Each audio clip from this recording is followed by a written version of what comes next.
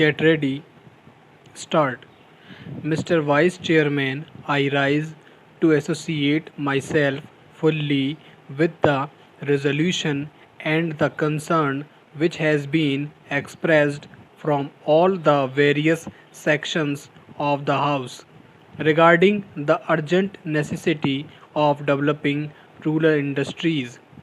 As time passes by, we are reaching a situation in our rural areas where something desperate needs to be done immediately if we want to preserve the social stability of the country and also to see that full use is made of the time and talent of the people in the rural areas which go waste today as has been pointed out in the resolution.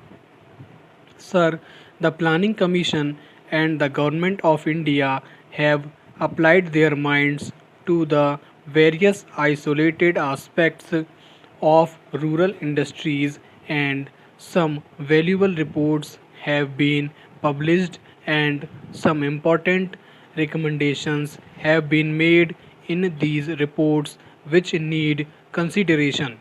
But unfortunately, there is no high level decision regarding the various issues which face the country as far as the problem of rural industrialization is concerned. We are not quite clear as to what, first of all, rural industries mean and what rural industrialization implies. Does rural industrialization mean the utilization of local resources in order to meet the local needs? Or does rural industrialization imply the creating of surplus in the rural areas which could be exchanged with the surplus in other centers of the country and thereby create a richer life for the rural areas? Various opinions have been expressed with regard to this problem, but there is no authoritative determination of the policy regarding the meeting of rural industrialization.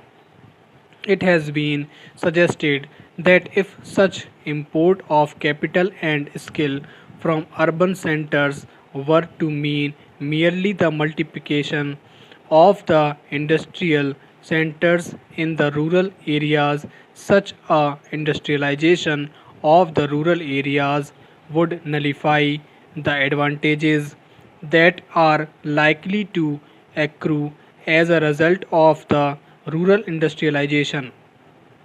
The time has come when some decision has to be taken as to what we really mean by this rural industrialization.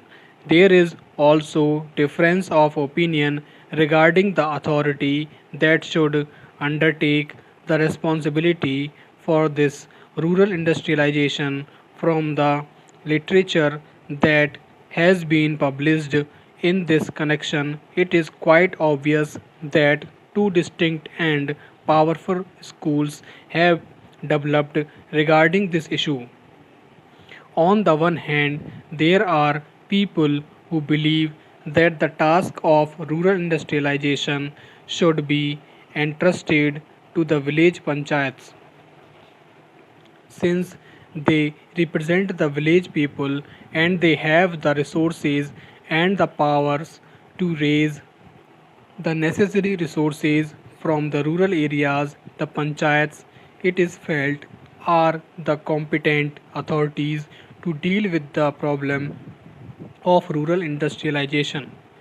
Equally strongly, it has been argued by others that cooperatives are the right answer to the question as to which should be the authority that should deal with rural industrialization.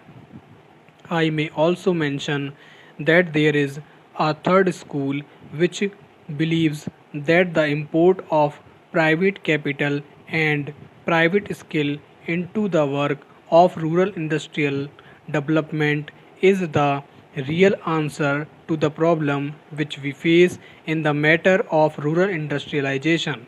Here again, some authoritative determination of the policy has become necessary because in the absence of such a policy, ad hoc decisions are taken which sometimes cancel each other, and therefore the rapid progress which we hope and wish for in rural industrialization becomes impossible.